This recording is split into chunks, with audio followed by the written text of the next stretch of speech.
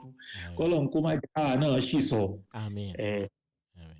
Lénìí tọ́pìkì tó yẹ pé àṣìgbọ́ pọ̀ nípẹ̀ àṣìgbékalẹ̀ pọ̀ nípẹ̀ láàárín àwa mùsùlùmí lágbàáyé òun náà ni tọ́pìkì pé kí ni ọkùnrin mùsùlùmí ó lè fẹ́yàwó méjì mẹ́ta àbí mẹ́rin tí àwa Yorùbá mùsùlùmí wá sọ di pé mẹ́lọ́lọ́run wí. Àwọn àṣìgbọ́ yìí òun ni a fẹ́ gbéyẹ̀wò ní àṣálẹ́ yìí. Bó fẹ́ lè jẹ́ pé àsìkò tẹ fún wa ó pọ̀ gan-an. Pólísì tèmi ni wípé ìwọ̀nba tọ́lọ́run bá ní kí á rí sọ kọ́lọ́run kójú ó ṣe wá láǹfààní àlè sọ gbogbo ẹ̀ tán. Àwa dẹ̀ kọ́lá lákọ̀ọ́kọ́ tá a máa sọ̀rọ̀ lórí ọ̀rọ̀ yìí. Àníyàn tèmi tí mo fi gbà láti dá sọ̀rọ̀ yìí náà ni wípé bóyá ààrẹ nìkan àbẹ́ni méjì tọ́lọ́run lè ní kó ti àtàrà ìrísí tiwa náà nípa ọ̀rọ̀ yìí àti contribution wa lórí ọ̀rọ̀ yìí tó lè ní kí wọ́n lágbọ́yé kágbọ́yé wọ́n tún lékún sí i. Ìyẹn ni àníyàn wa kọ́lọ́run kó gba àníyàn náà kó gbà dáadáa ju bá a ṣe lérò lọ. N tó ń jẹ́ polygyny nínú Islam torí polygyny ni Islam recognize. Polygamy lédè òyìnbó ó kó gbogbo nǹkan tí ó bá jọ pé ọkùnrin ń fẹ́ ìyàwó méjì ni o àbóbìnrin ń fẹ́ ọkùnrin méjì ni o àbí wọ́n ń da gbogbo ẹ̀ pọ̀ mọ́ra wọn ní polygamy kò pọ̀.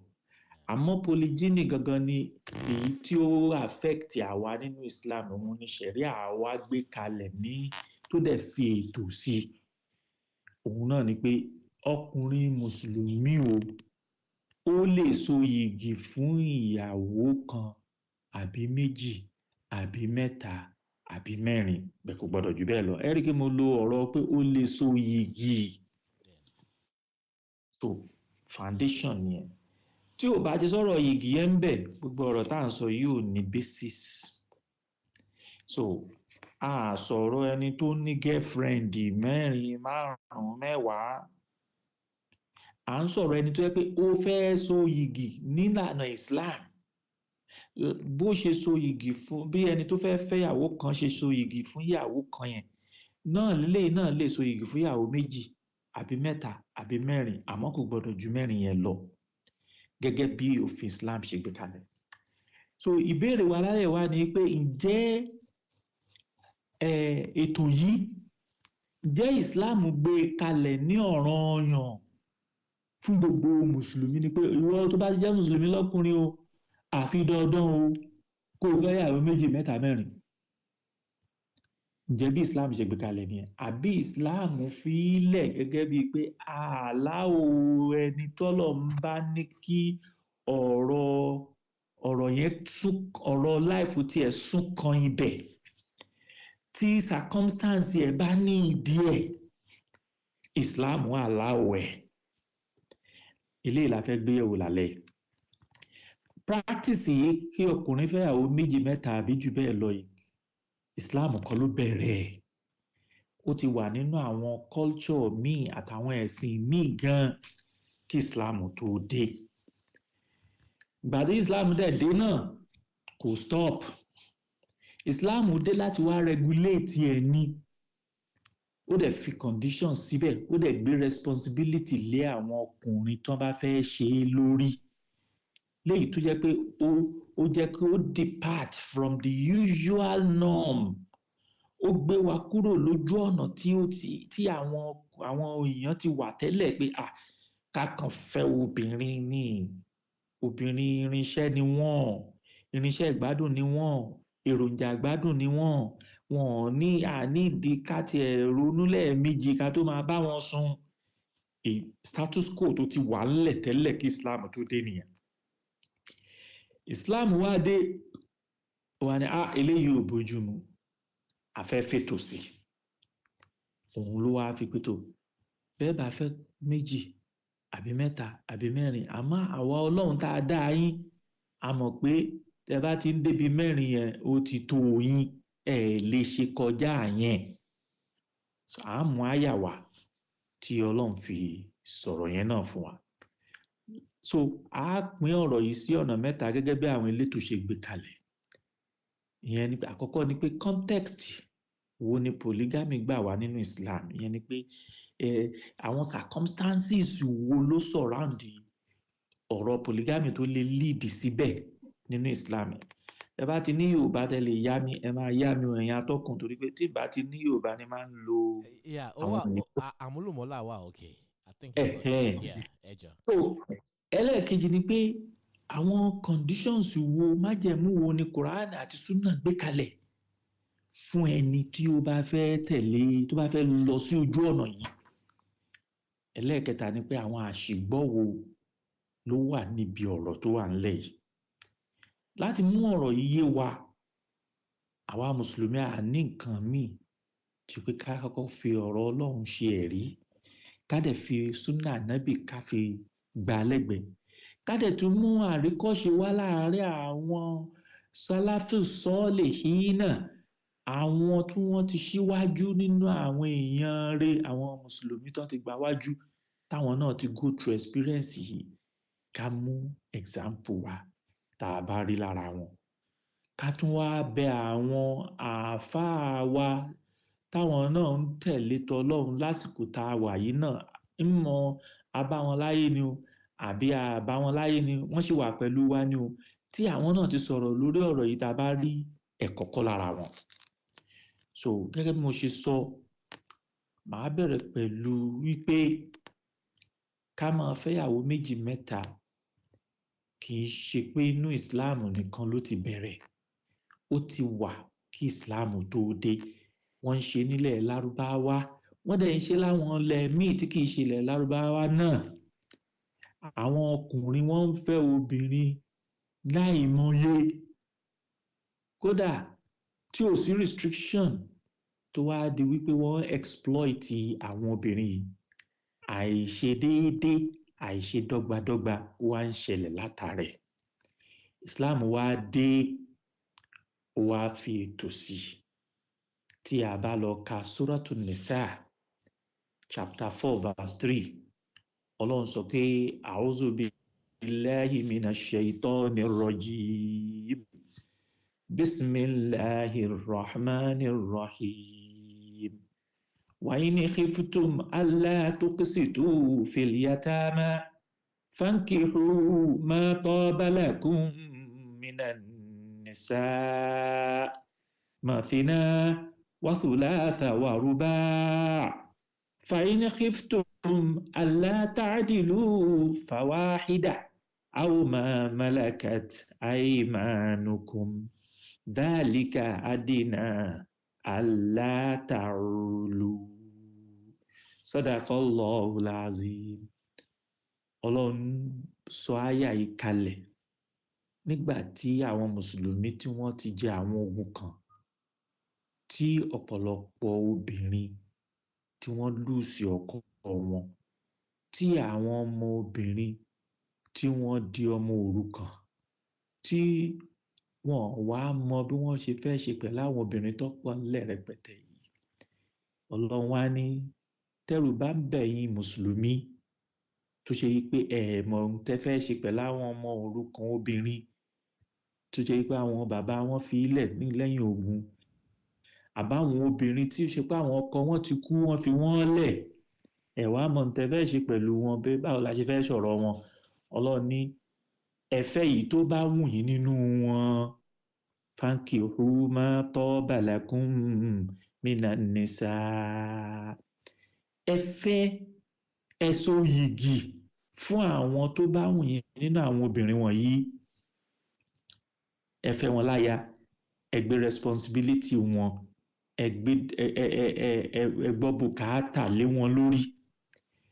Nígbà tá a ní kẹ́ ẹ fẹ́ wọn yìí, báwo lẹ ṣe fẹ́ wọn? Mathna, ẹ lè fẹ́ méjì, wa thulatha, ẹ dì lè fẹ́ mẹ́ta, wa ruba'a, ẹ sì lè fẹ́ mẹ́rin. Fa in khiftum alla ta'dilu fawahida.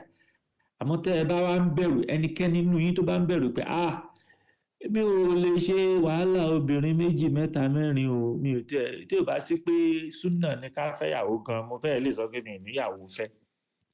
Ọlọ́run ní fawahidatan ẹ fi mọ́ lórí ẹyọ kan, má kọjá ẹyọ kan. Tí o bá ti wà nínú kàtígórì àwọn tó yẹ pé wọn náà wà ṣọ́ pé o lè handle obìnrin méjì, bèlè mẹ́ta, bèlè mẹ́rin, yà dúró lórí ẹyọ kan. Ọ̀rọ̀ Ọlọ́run rẹ̀ àwọn máa àbáwọn tápára yín bá ká. Ìtumọ̀ àwọn ọmọ mẹ́lẹ̀kátà ìmọ̀ọ́nù kò apply sáwà mọ́ nísìn, ó apply sí àwọn mùsùlùmí ní ìbẹ̀rẹ̀ nígbà tó yẹ pé wọ́n láwọn ẹrú tí ẹrú ò dẹ̀ tí ì tán lẹ̀, tí ẹrú sì ń bá wọn gbénú ilé, wọ́n lè fẹ́ wọn tí ò sì sí wàhálà láti sọ wọn dáyà.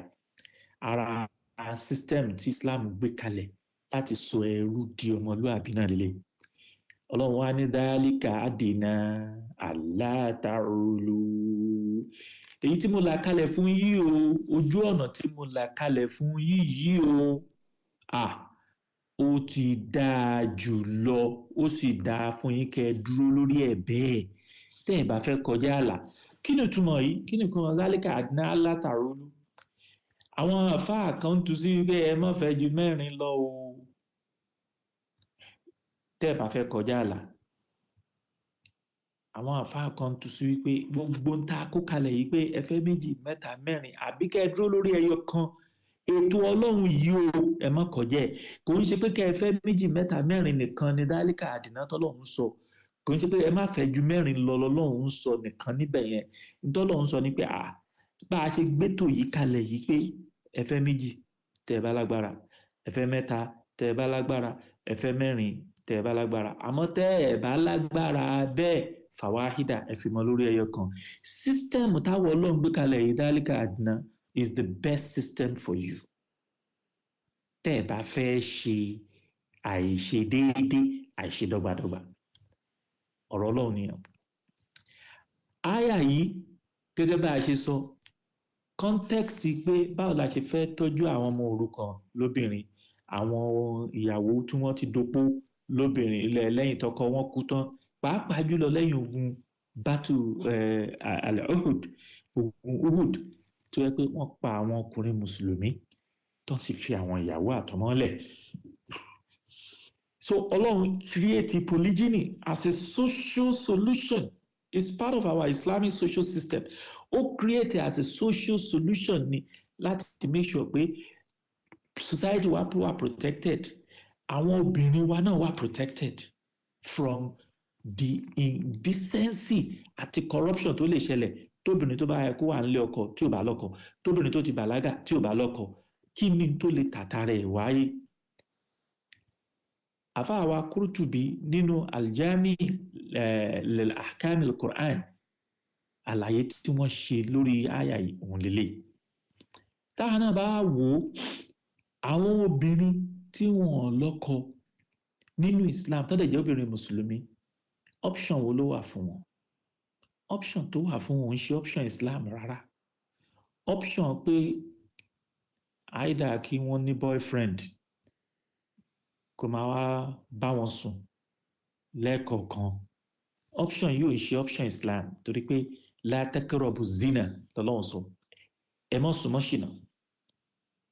Nínú ìròyìn àwọn mùsùlùmí ni wípé wala yazinun, àwọn tí wọn kì í ṣe ṣìnà. La taqrabu zina innahu kana fahishatan wa sa'a sabila. Ẹ má súnmọ́ ṣìnà torí pé ìwà àlùfàṣà ni, ọ̀nà burúkú ni tí ó sì lead sí ibùdó tí ò dáa. Ọlọ́run sọ bẹ́ẹ̀. Nígbà tí obìnrin bá wà áìdá pé ó ti bàlágà kò ìrọ́kọ fẹ́ ni, àbí ó ti lọ́kọ rí ọkọ ṣaláìsí ni, àbí ó ti lọ́kọ rí wọ́n divorce ni, tó wà tí ò lọ́kọ, tó sì jẹ́ pé èèyàn abara bíi tiẹ̀ wa náà ni tó náà máa ní bùkátà lọ sọ́dọ̀ ọkùnrin wo wá ni yóò mọ gbọ́ bùkátà yẹn fún yàtọ̀ sí bùkátà owó àtóúnjẹ tí gbogbo wa náà mọ̀. Obìnrin tó ti lọ́kọ rí àbóbìnrin tọ́kọ ẹ̀ ti kú, àwọn ọkùnrin wo ló wà ńlẹ̀ tí ó fẹ́rù wọn tí ò bá ṣe pé àwọn ọkùnrin táwọn náà ti níyàwó lé. Ibi tí Islam tó ti allow polygyny nìyẹn, ta'addudu zawjat. nítorí pé ká wá wò ó àwa mùsùlùmí ò ní solution míì àwọn tí ò ń ṣe mùsùlùmí wọn ò ní obligation tí àwa mùsùlùmí ní wọn ò ní responsibility láti wọn ò ní ẹ̀sìn àbọ̀ ọlọ́run tó sọ fún wọn pé ẹ má ṣe ṣìnà kò sí fún wọn tírà tó ní kan má ṣe ṣìnà kò sí fún wọn kò sí ṣìnà nínú ọ̀rọ̀ tiwọn àmọ́ wà nínú ẹ̀sìn tiwa obìnrin tí ò lọ́kọ kò lè bọ́kùnrin sùn àyàfi kó so yìgì tó bá ń bọ́kùnrin sùn láì so yìgì zìnà nìyẹn ìyà àṣìná ó sì máa bẹ fún bí ò jẹ́ láyé yóò jẹ́ ǹjọ́ ọ̀gbìn dàlùkìyàmọ̀. àwa lè example nínú àwọn sàábé tó ṣe pé ọkọ wọn kú nínú àwọn example tó popular jù òun ni Hind bint Abi Umayya tá a mọ̀ sí Ummu Salama radiyallahu anha anabiwa Muhammad sallam ló padà fẹ́ arábìnrin yìí ta ní ọkọ obìnrin òun náà ní sàábé ànábì tó gbajúmọ̀ tá à ń pè ní Abu Salama Abu Salama yìí nínú àwọn sàábé ànábì tí ó dúró déédéé tó sì wà devoted ni àmọ́ nínú ogun Húdù ọlọ́run mú un lọ ó kúkú ṣẹ̀yídí látara injuries tí ó sustain nínú ogun náà òun àti Ummu Salama wọ́n ní strong marriage ló wà láàrin wọn wọ́n sì ní ìbẹ̀rù ọlọ́run tó pọ̀ so kó tó wá kú ó ṣe àdúà náà ni pé ìwọ ọlọ́run má ṣàìbá mi fún Ummu Salama ní ọkọ tí ó dáa ju èmi gangan lọ who will take care of her and never hurt her nígbà tó ń pọ̀ kàkà kú lọ́wọ́ àdúà tí Abu Salama ṣe nìyẹn nígbà tí Abu Salama ṣaláìsí tán Ummu Salama ó di obìnrin tí ò lọ́kọ pẹ̀lú ọmọ 4 tí Abu Salama fi ilẹ̀ fún kí wá ló ṣẹlẹ̀ anabiwa Muhammad sallallahu alayhi wa sallam ó send a proposal lọ bá Ummu Salama pé òun fẹ́ òun dẹ̀ ready láti support àwọn ọmọ ẹ̀ àkọ́kọ́ wọ́n ní ìyá wa Ummu Salama wọ́n ní ó lọ́ra ó hesitate ó wà reluctant ó ní àkọ́kọ́ náà òun ti dàgbà ẹlẹ́ẹ̀kejì òun jowú o ẹlẹ́ẹ̀kẹta òun sì lọ́mọ tó pọ̀ báwo lànábì ṣe fẹ́ manage ohun tóun ò tún wá níṣẹ́ lọ́hùn látara ànábì sallallahu alaihi wasallam so ànábì wá rí aṣọ ẹ̀ pé kó má wọrí ọlọ́run ó take care òun àtàwọn ọmọ ẹ̀ through òun bí ànábì wa sallam ní ọdún 4 ọdún 4 lẹ́yìn hijira bí ànábì ṣe fẹ́ Ummu Salama nìyẹn tó wá fílẹ̀ fún wa gẹ́gẹ́ bí example pé tí a bá láwọn obìnrin nínú society wa tí ọkọ wọn ṣaláìsí tán fi ọmọ lẹ̀ ta ló fẹ́ tọ́jú wọn ṣé ìyá ń dágbé bàbá ń yọ́ wá la fẹ́ kán máa ṣe ni ilé ikú dẹ̀ máa jẹ́ wàásí fún àwa obìnrin tá a ti wà nílé ọkọ tá a wá ń dá fìtínà lẹ́nlé ọkọ yẹn tá a fẹ́ kọ́kọ́ wá tiẹ̀ wojú obìnrin míì táwọn obìnrin yìí dẹ̀ ní ìdí protection ọkùnrin mùsùlùmí tó ṣe pé kò sẹ́ni tí ó protect wọn ju ọkùnrin mùsùlùmí lọ ọkùnrin mùsùlùmí tá a sì ń sọ yìí may be your own husband torí pé obìnrin tá à ń sọ yìí ẹnìkan lọ́kọ tiẹ̀ náà tọ́lọ́run mú lọ sọ́dọ̀ ó sì lè má jẹ́ pọ́lọ́run mú lọ sọ́dọ̀ kó yẹ pé kádàrá ni ó ní ìyá marriage wọn ò ní work pé marriage yìí ò ní work obìnrin tó divorce ọkọ ẹ̀ àbí obìnrin tọkọ ẹ̀ divorce ẹ̀ kò ń ṣe pé obìnrin yẹn jẹ́ kèfèrí kò dẹ̀ sọ obìnrin yẹn di èèyàn bú gbogbo àwọn myth àti stigma tá attach mọ́ divorce àti being widowed àwa mùsùlùmí gbọ́dọ̀ remove ẹ̀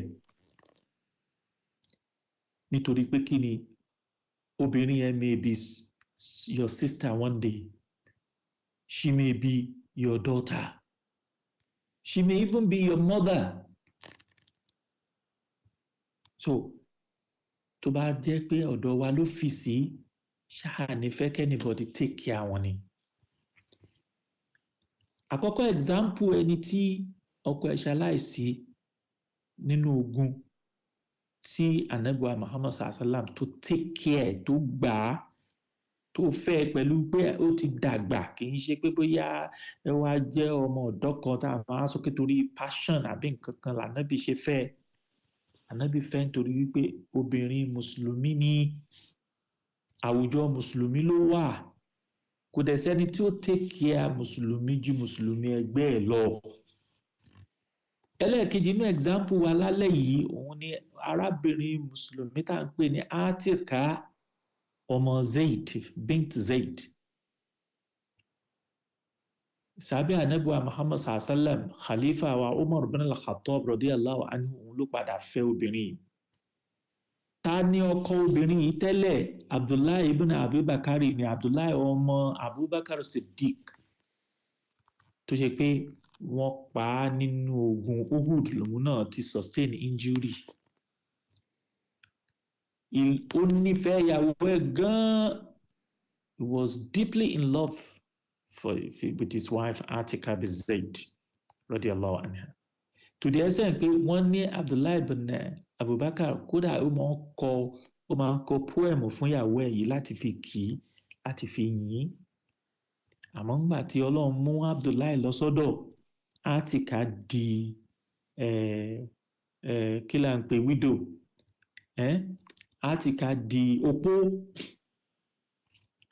and Sayyidina Abubakar radiyallahu anhu tó jẹ́ bàbá Abdullahi ó encourage ẹ̀ pé kó remarry. Má ti torí wípé ọkọ ẹ̀ ṣaláìsí kó wá dúró.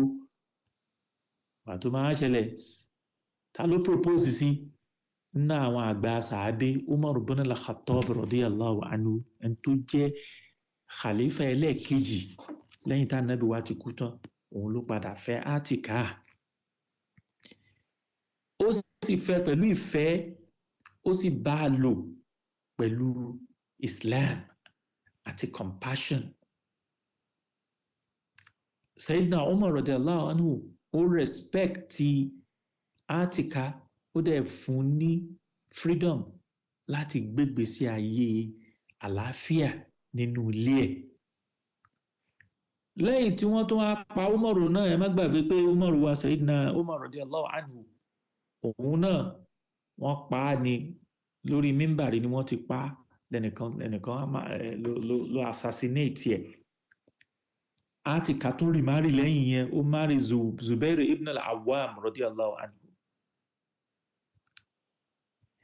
Ìgbà tí Zubair ibn al-Awwam náà tó wá ṣaláìsí, wọ́n ní Sayyidina Ali ibn Abu Talib òun náà tún propose sí.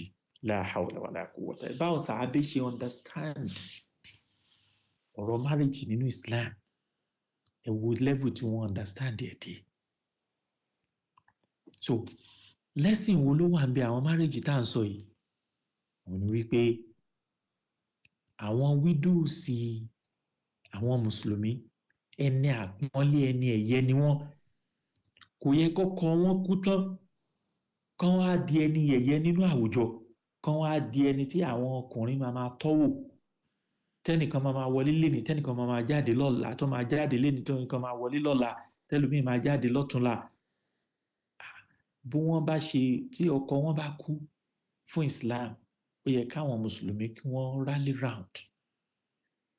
So láyé nísìn wọn nídìí láti kú kó tó di pé a mọ̀ yìí pé obìnrin mùsùlùmí yìí tí ò lọ́kọ yìí, a nídìí láti protect wọn. Àwọn ọkùnrin tó bá wá ní tán ready láti gbé responsibility yẹn kí wọ́n step in. So Islam encourage pé ká fẹ́ àwọn obìnrin tí ọkọ wọn bá ṣaláìsí, and by extension ká máa fẹ́ àwọn obìnrin wa tí wọ́n bá wà divorced, and by extension ká máa fẹ́ àwọn obìnrin wa tí wọ́n bá tí ì lọ́kọ, ìmọ̀ ọmọdé ni wọ́n ní àbí wọ́n ti ń dàgbà tí wọ́n dẹ̀ tí ì rọ́kọ, and by extension káwọn obìnrin náà wà open-minded. kí wọ́n máa insist pé it is only gonna be me and my wife. Kí wọ́n mọ̀ pé tí circumstance bá dé, àwọn gbọ́dọ̀ allow, common sense and the principles of Islam to prevail. Example Ànábì wa Muhammad sallallahu alaihi wasallam lórí ọ̀rọ̀ polygamy yìí náà. Òun ni pé gbogbo márìjì Ànábì wa Muhammad sallallahu alaihi wasallam gẹ́gẹ́ bí Sírà ṣe sọ fún wa. Kò séyìí tí Ànábì ṣe ń torí pé ó kàn nífẹ̀ẹ́ pé kó kàn máa bóbìnrin sùn out of lust or desire. Gbogbo àwọn marriages Ànábì wọ́n serve various social, political and religious purposes. Ànábì fẹ́ ìyàwó mi nítorí wípé wọ́n fẹ́ fi so okùn ẹbí àti tribes. Àwọn tribes tó ń bára wọn jà tẹ́lẹ̀ tó pé tá bá ti fẹ́ra wa nísìnyí àní bára wa jà mọ́. Ànábì fẹ́ àwọn ẹlòmíì nítorí wípé ọkọ wọn kú sójú ogun gẹ́gẹ́ bí àwọn example tá ti mú wá. Ànábì fẹ́ àwọn ẹlòmíì nítorí pé wọ́n fẹ́ reach community yẹn through àwọn ìyàwó tí wọ́n fẹ́ through community wọn, wọ́n fẹ́ ṣe dáwà fún wọn. So some of the wives of the prophet wọ́n padà di àáfàá ńláńlá ni táwọn èèyàn wá ń gba àdìs lọ́dọ̀ wọn. Lára wọn ni Aisha ọmọ Sayyidina Abubakar radiyallahu anhu. So lára wọn ni Hafsa ọmọ Sayyidina Umar radiyallahu anhu. So Maria Kibtiya, Maria Egyptian Coptic woman tánàbí fẹ́ náà, Ànábì fi establish dáwà link láàrin àwọn Mùsùlùmí àtàwọn Christian. So gba àwọn good reasons yìí wà ń bẹ̀ tíyàn lè ti torí ẹ̀ fi fẹ́yàwó méjì mẹ́ta upon the pé èèyàn gbọ́dọ̀ ní resources tó máa fi handle ẹ̀. So that takes me to the next point, which is what are the conditions fún ẹni tó bá fẹ́ ṣe. Àkọ́kọ́ condition òun ni ó ti yọnu àyàtà àkọ́kọ́ kéèyàn pé wa in khiftum alla ta'dilu fawahidatan. Tẹ́ bá ti mọ̀ wípé ẹni lè ṣe déédéé, ẹ̀yà àfimọ́ lórí ẹyọ kan, al-adala, justice, ó wà non-negotiable. And why we cannot measure your ability to do justice pé a lè sọ pé bàṣírẹ́ ni ìwọ fúnra rẹ̀ mọ̀ rẹ̀. Wọ́n ní Sayyidina Umar ló sọ pé wọ́n ní rahimallahu imra'an arafa qadra nafsihi. Ọlọ́run kó bá ń ṣàlékún ìkẹ́ fún arákùnrin kan tó mọ ìwọ̀nba rẹ̀. Ìwọ tí olófẹ́fẹ́ yàwó kejì, wàá kọ́ bẹ̀rẹ̀ léèrè, ṣé o ní physical ability, ṣé o ní financial ability, ṣé o ní time, ṣé o ní emotional ability to lè fi handle it, because it's not going to be easy. It's not going to be easy and straightforward. Àwọn míì ṣì struggle láti manage ìyàwó kan. Ká tó wá sọ pé ìyàwó méjì àbí mẹ́ta àbí mẹ́rin. It comes with a lot of responsibilities. Wàá kọ́ bí rẹ̀ léèrè náà, wàá dẹ̀ evaluate rẹ̀ sincerely bí ikhlas kó tó torí bọ̀. Èèyàn gbọ́dọ̀ lo sentiment nìkan àbí emotion nìkan. Àwọn obìnrin náà wà nílẹ̀ tán rọ́kọ yìí, ẹjẹ́ á lọ máa fẹ́ wọn. Fífẹ́ wọn will come with responsibility. Ká ọkọ rú yẹn. Ẹlẹ́ẹ̀kejì nínú requirement òun ni financial responsibility. Ṣé ẹni tó fẹ́ ìyàwó kan ó gbọ́dọ̀ ní financial ability, bèlè ìyàwó méjì, bèlè ìyàwó mẹ́ta. Ìwọ tó o ti lè support ìyàwó méjì má tà sí ìyàwó. It is still your responsibility to bear financial obligation lórí àwọn ìyàwó àtàwọn ọmọ. Torí wọ́n sọ wípé ar-rijalu qawwamuna 'ala an-nisa. A ṣe ẹ̀yin ọkùnrin ní òpómúléró fún àwọn obìnrin. Bima faddala Allahu ba'dakum 'ala ba'd. Torí pé a ní káwọn ọkùnrin fún wọn ṣe olórí lé àwọn obìnrin lórí. Nítorí kí ni wa bima anfaqu nítorí pé wọ́n mọ̀ náwó lé wọn lórí. So eléyìí nínú àlàyé tí Ibn Qudama ṣe nínú Al-Mughni volume 7 page 22 ẹ rí bẹ́ẹ̀ pé ó dọ̀ranyàn kọkùnrin kó lè meet up the financial obligation lórí àwọn ìyàwó ẹ̀ àtàwọn ọmọ tó bá tàtàrà marriage yẹn jáde. ṣòye ẹlẹ́ẹ̀kẹta òun ni moral and ethical considerations. Nítorí pé Ọlọ́run allow polygamy, Ọlọ́run allow pé ká máa wá indulge. Ìtorí mẹ́mẹ́mẹ́mẹ́ bí tí ọ̀rọ̀ mẹ́mẹ́mẹ́mẹ́ yẹn ti jẹ́ issue fáwọn mùsùlùmí nìyẹn. Àwọn Yorùbá ń sọ àmọ́ kò ní place nínú Islam. It's not a joking matter. Mẹ́mẹ́mẹ́mẹ́ lọ́n sọ, that is like taking it lightly. That is becoming indulgent. So I need the high level of moral integrity, self-discipline, and commitment to fulfilling the right of others. Kódà àfáàwá Dr. Sheikh Yusuf Al-Qaradawi rahimahullah wọ́n highlight ọ̀rọ̀ yìí nínú tírà wọn tó ń pè ní al-halal wal-haram fil Islam, the lawful and the prohibited in Islam.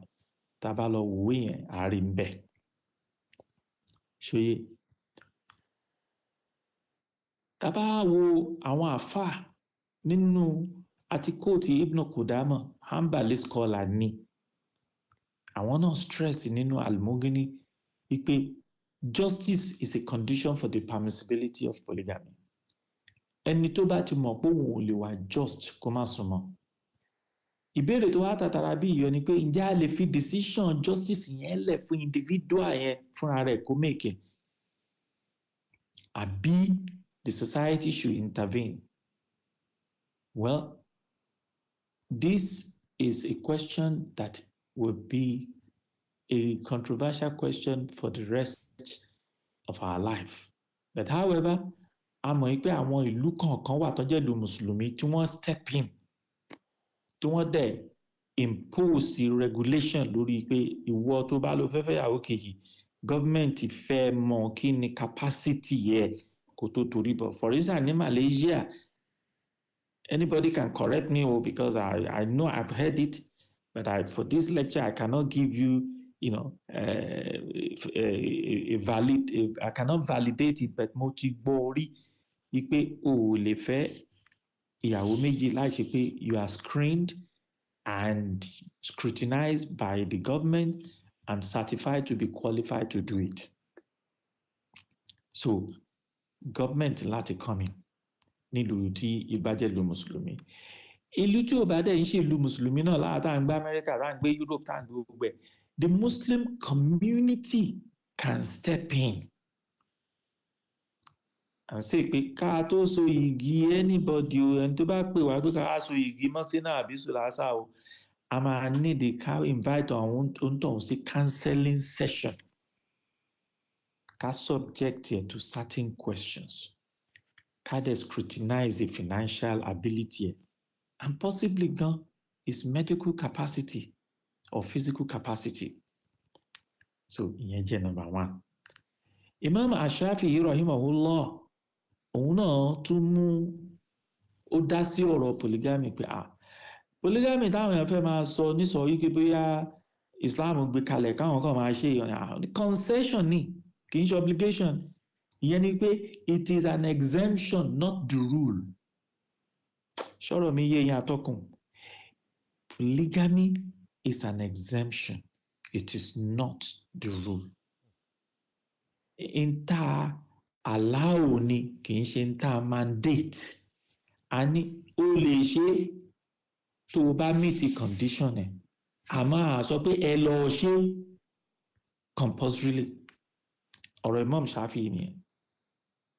Therefore, the only reason it should be practiced if it will serve a greater good.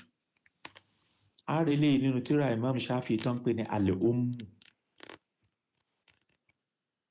so kí leléyìí náà tọ́ka sí ó tọ́ka sí pé a lè trust this is my opinion you can discard it èmi rò pé ó ti dé stage pé a gbọ́dọ̀ máa trust individuals láti make decision wípé àwọn lè wà just and fair ó ti dé stage for the protection of the wider community and especially the woman folk kí society náà step in either through the government in a Muslim ummah, predominantly Muslim community country, or through the Muslim community, established Muslim community leadership. Ká tó so yìgì ẹni tó fẹ́ fẹ́yàwó kejì o nínú community wa ká tó recognize ẹ̀ a gbọ́dọ̀ subject wọn to some kind of scrutiny. Tàbá ní kí ni reason torí pé a fẹ́ establish the ability to do justice and ability to be fair. A fẹ́ establish financial capacity on top. A fẹ́ establish physical ability on top. Èmi fi pé if we have to do that, there is nothing wrong. And I'm speaking as a man who has had this experience of polygamy before and who is now back to monogamy. Not by choice, but by Allah's design. To believe Islam, to practice Islam itself, especially in the non-Muslim world, is not cheap. Even with just one wife, it's not cheap at all. Ká tó wá sọ pé ìyàwó méjì àbí ìyàwó mẹ́ta àbí ìyàwó mẹ́rin. Somebody can say pé Ọlọ́run ló máa tọ́ wọn lóòótọ́. But Ọlọ́run fi responsibility yẹn gbé láwọn kan lọ́wọ́. Ọlọ́run náà dẹ̀ ló sọ pé wa an laysa lil insani illa ma sa'a. Nǹkan kan ò ní tọ́ sí ọmọ èèyàn àyàfi tó bá strive fún. Wa anna sa'yakum sawfa yura. Effort yín, whatever you reap is what you will sow. I mean, we cannot continue to hide behind qadar. Qadar Allahu ma sha'a, inshallah. Ọ̀rọ̀ wa kàn dàbí ọ̀rọ̀ ẹni tó ń sọ yìí pé inshallah tó dẹ̀ ti mọ̀ pé irọ́ lòun pa. Islam allow orú nǹkan báyìí. Dr. Yusuf Al-Qaradawi rahimahullah àwọn náà tún sọ ní àwọn tírà àwọn àtàwọn lectures wọn wípé polygamy is not a blanket permission, but it should be a regulated practice that must align with Islamic principles of justice and compassion. Elowu al-halal wal-haram erimbe. It's not a license. We are now no cases of people that in the name of polygamy, they sleep around with women with no intention of taking responsibility or taking care of them.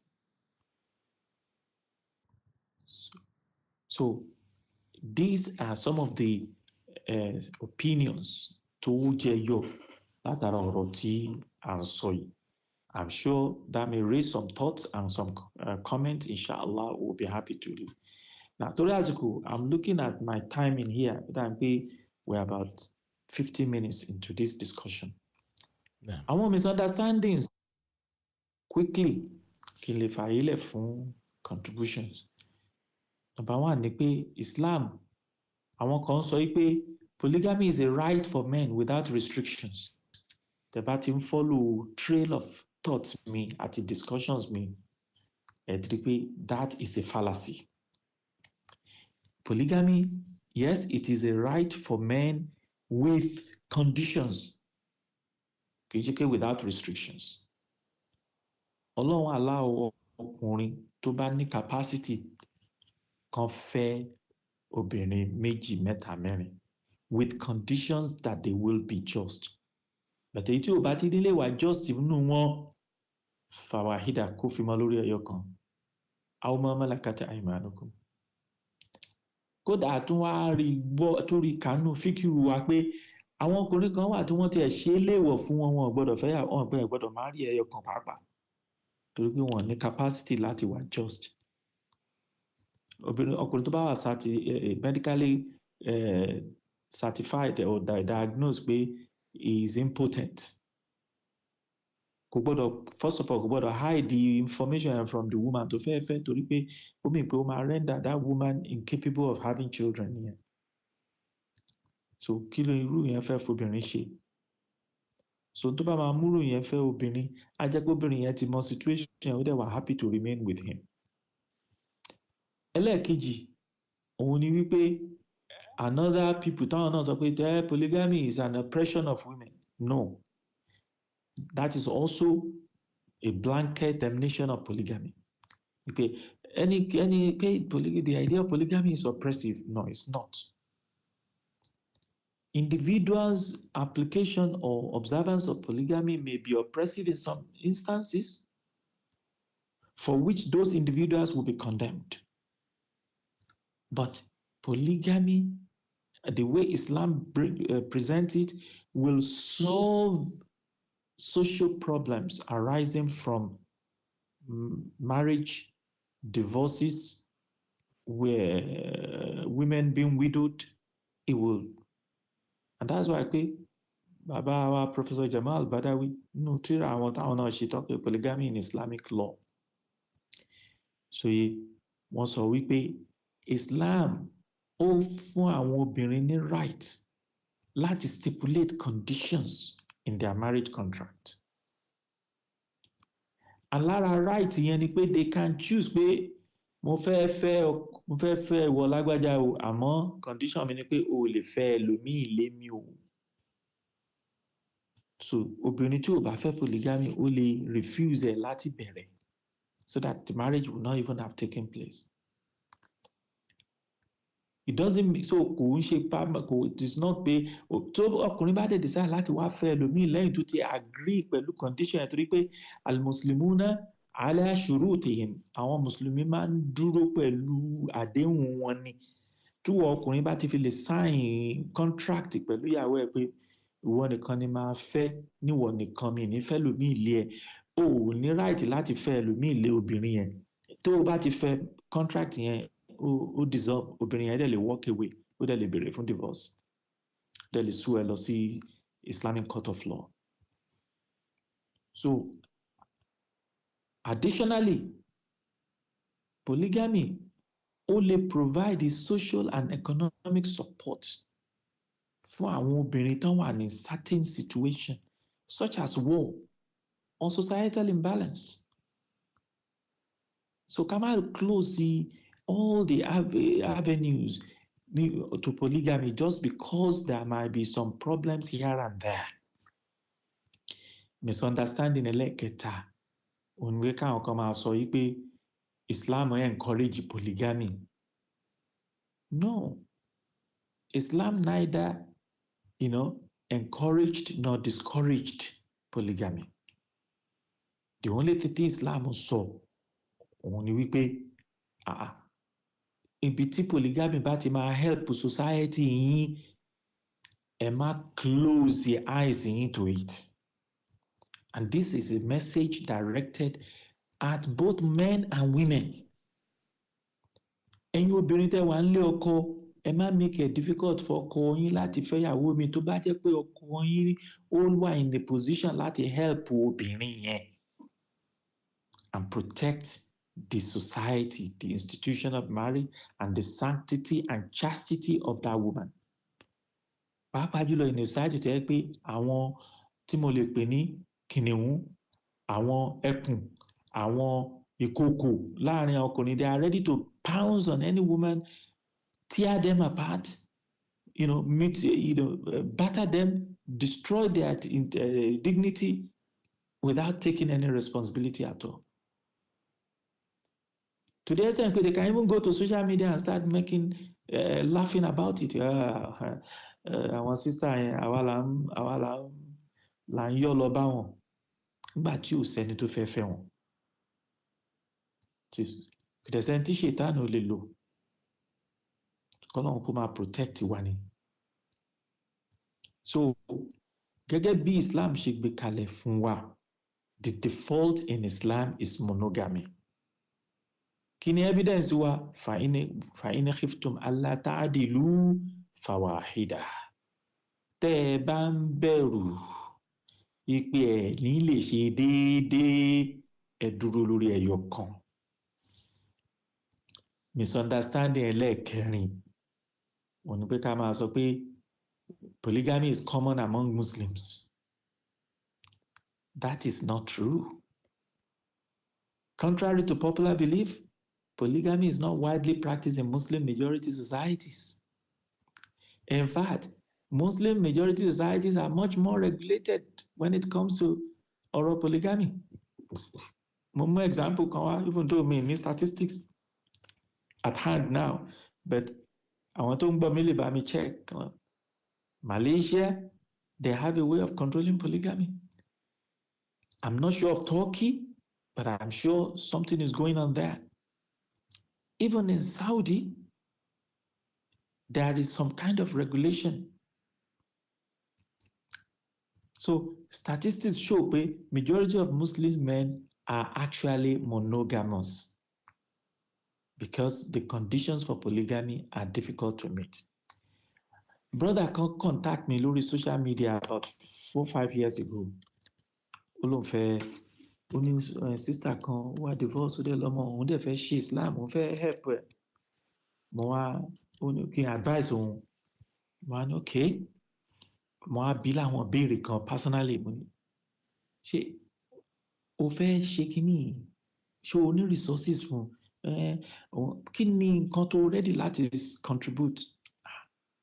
Ìgbà tí mo ti rí pé ó ní issue máa ní okay before you go into this lọ bá obìnrin yìí kó sọ fún pé nǹkan tó lè ṣe lélẹ́yìí iye báyìí ló máa fún lóṣooṣù àgbà báyìí ló máa ráyè torí pé you are committed to another wife. And brother Tadenso is living in the Western country, to be precise in UK.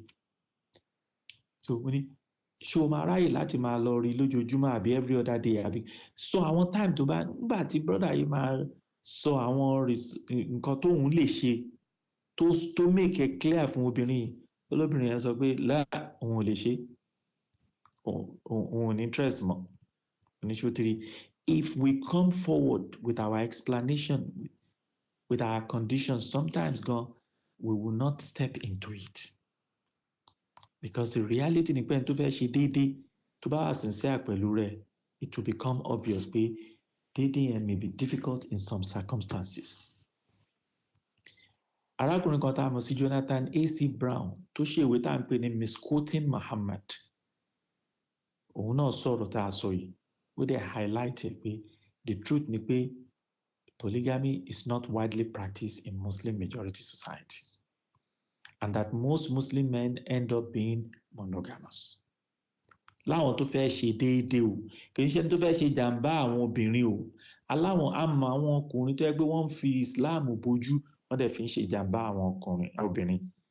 But wallahi from my own experience ìwọ ọkùnrin tó bá fẹ́ ṣe déédéé níwọ̀nba bó ṣe lágbára mọ́ tó bá wọnú ẹ̀ tó bá ti rí pé déédéé ò ṣeé ṣe tí obìnrin tẹ́ ẹ̀dẹ̀jọ́ ń fẹ́ra yín ẹ̀jọ́ ní understanding you will walk out and let the woman be. That is something that is not controverted. So ní ìparí polygamy nínú Islam is not free for all. Kì í ṣe gbogbogbò. And it should be regulated, and it's already been regulated. And it is conditional. And it should be conditioned upon certain ethical guidelines. Kì í ṣe blanket permission fọkùnrin. It's not a blanket permission for men to indulge their desires. Yeah. Nígbà tí Islam allow ká fẹ́ àìmọye obìnrin, àákàn gbé kan sílé, àádẹ́ máa lọ yẹ àwọn obìnrin míì wò káàkiri láà. Ní tó bá máa mú ẹyẹ obìnrin kan wò iyìgì gbọ́dọ̀ so tí iyìgì bá dẹ̀ ti so responsibility dé ìyàwó ilé àti ìyàwó títa wọ́n gbọ́dọ̀ mọ̀ra wọn wọ́n dẹ̀ gbọ́dọ̀ mọ̀ pé this is happening so that ẹ lè pín time yẹn àti resources yẹn ẹ lè pín fairly and equitably. Ṣòye kí you understand the context àti content ó wà very important. context wo níyàwó tó fẹ́ wà, context wo níwọ náà wà, kí ni conditions wo lẹ wà, resources wo lẹjọ ní, irú nìka ìwo lẹjọ fẹ́ ṣe. For instance, ṣé nìka olùmísíyàrò ni, ṣé obìnrin yìí ṣé ó kàn fẹ́ sin lọ́hùn ni látara marriage nítorí pé kò fẹ́ ṣe lọ́hùn, need díẹ̀, sexual need díẹ̀, kò fẹ́ satisfy ẹ̀ through unlawful means, ó fẹ́ satisfy ẹ̀ through Islamic means. Therefore, she may be ready to sacrifice some other right. So tẹ́ bá ti jọ jókòó tẹ́ ti jọ discuss kìíní tó bá yẹ pé yẹn ló máa work fẹ́yìn méjèèjì, bismillah. But if we fail to discuss this, táwa hide, tá à ń pretend tí ò sí transparency, tó máa ń jẹ́ kí polygamy fail nìyẹn. So purpose polygamy tó ní kálukú fẹ́ practice may be different. Fápẹ́rẹ́nsì, obìnrin olówó tó ní gbogbo resources, ó nílé tiẹ̀, ó ní gbogbo ẹ̀, ó kàn nídìí ọkọ mùsùlùmí ni tó máa show ẹ̀ ní compassion, tó dẹ̀ máa jẹ́ baálé ilé fún un. So ó dẹ̀ ń wá a good and a personality tó yẹ pé ó ní dignity, ó ní honor, ó dẹ̀ ní Islam. Ó lè decide pé òun fẹ́ brother, even though òun mọ̀ pé brother yìí o kò ní resources tóun, but òun ò nídìí resources púpọ̀ látọ̀dọ̀ ẹ̀, wọ́n bá tọ́lọ̀ bá ní kó lè fún òun gbà. So tí understanding yẹn bá wà, tí wọ́n dẹ̀ jọ sign yẹn, it can work. But kí understanding yẹn má sí, ká máa deceive ra yẹn, ìyẹn ni Ọlọ́run ò fẹ́. Gẹ́gẹ́ bọ́lá ṣe sọ́nù Suratu Nahl pé inna Allaha ya'murukum an tu'addu al-amanati ila ahliha.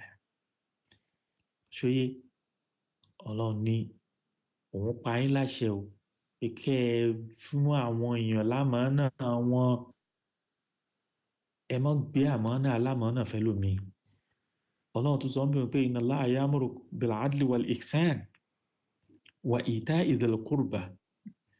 Ọlọ́run pa yín láṣẹ pé kẹ́ ẹ ṣe déédéé, kẹ́ ẹ ṣe dọ́gbadọ́gba, kẹ́ ẹ dẹ̀ fún àwọn ẹbí àtàwọn ará ilé yín, kẹ́ ẹ fún wọn lẹ́tọ̀ọ́ wọn. Wa yanha 'anil fahsha, ó dẹ̀ ní kẹ́ ẹ jìnnà sí ìwà àbàjẹ́, wal munkar, àti ìwà tí ọkàn kọ̀, àti kíni, àti ìṣàbòsí. Ya'izukum la'allakum tadhakkarun. Ọlọ́run ń rán yín létí, ó ń ṣe wáàsí fún yín o, kí ẹ lè bá máa wà ní àwọn tí ó máa rántí. Eléyìí jẹ́ ìwọ̀nba contributions mi lórí ọ̀rọ̀ yìí. Kọ́lọ́run ọba kó ṣàlékún ìdáyà fún wa, kó ṣàlékún àgbéyé wa fún wa lórí ọ̀rọ̀ ẹ̀sìn, kó dẹ̀ tọ́ wa sọ́nà. I hope I've raised some thoughts, which I know polygamy is always a controversial issue. So I'll be more than happy to listen to others' opinions or contributions, or possibly questions, inshallah. Wassalamu alaikum wa rahmatullahi wa barakatuh. Wa alaikum salam wa rahmatullahi wa barakatuh. Jazakumullahu khairan fún àwọn engineer wa, imam wa tí wọ́n dá lẹ́kọ̀ọ́ nírọ̀lẹ́ tìní. Àwọn náà ni Imam Ibrahim Yahya, náà ni wọ́n dá lẹ́kọ̀ọ́ láti lo Cairo lórí polygyny in Islam, context, conditions and misunderstandings, some misconceptions tó wà nínú nípa polygyny àbí polygamy as a whole. Náà ni ẹ̀gbọ́n tí wọ́n fi parí wáàsí náà. A ti dé abala tí a lè béèrè ìbéèrè tí a bá ní ìbéèrè, ẹ ní àǹfààní láti pè wá lórí direct line wa 817-717-5685, 817-717-5685. Feel free láti make contributions yìí. Any comments is allowed, and it could be a question as well. So bring your comments or contributions at 817-717-5685 if we have questions in regards to the topic. I think one thing that I might take away from this today, which has also advanced my understanding about this topic, is what the Imam said about is an exception, not a rule. That's that sounds a little bit controversial, but that's a takeaway for me because and lédè tiwantiwa náà ni pé gẹ́gẹ́ bí àgbọ́yé àti ohun tèmi gbọ́ nínú wáàsí náà ni pé wọ́n ní tí a bá wò ó tá a bá yẹ àyà yẹn wò dáadáa a rí i pé ìgbékalẹ̀ tí Ọlọ́run gbé ká fẹ́ méjì mẹ́ta mẹ́rin a rí i pé Ọlọ́run ṣe gẹ́gẹ́ bí solution at that point in time torí pé gẹ́gẹ́ bí bá ṣe gbọ́ wá sí ìsinyìí ẹ̀wọ̀n tó ṣẹlẹ̀ sáwọn sàábé tó jásí pé wọ́n lọ sójú ogun ta ló fẹ́ máa kéta fáwọn ìyàwó tí wọ́n fi sílẹ̀. So as a leader, you know, Ànábì wọ́n take a responsibility yẹn láti fẹ́ ọ̀pọ̀lọpọ̀ nínú àwọn obìnrin bẹ́ẹ̀. Òun náà fi ní polygamy is an exception and not a rule. So this is according to Imam Shafi. Naam. Imam, ó dà pé reference tẹ̀ fún wa náà nìyẹn. Yeah, gbogbo àwọn Ibn Qudama, Imam Shafi'i, so especially òun sọ pé it's a concession, it's not a mandate. Ṣeye. So òun highlight ẹnu tírà al-Ummu. So it's not an obligation, it is a concession and should only be practiced if it serves a greater good. Good. Yeah. Alhamdulillah. Ó náà ní ìṣẹ́rí ara àwọn àṣìgbọ́ ara ẹ̀rí tàbá gbọ́ àgbọ́yé ọ̀rọ̀ Ọlọ́run nílẹ̀ Yorùbá gẹ́gẹ́ bọ́n ṣe sọ àyàn ti take advantage yìí àìmọye ilé náà ni ó já sí pé kò tó.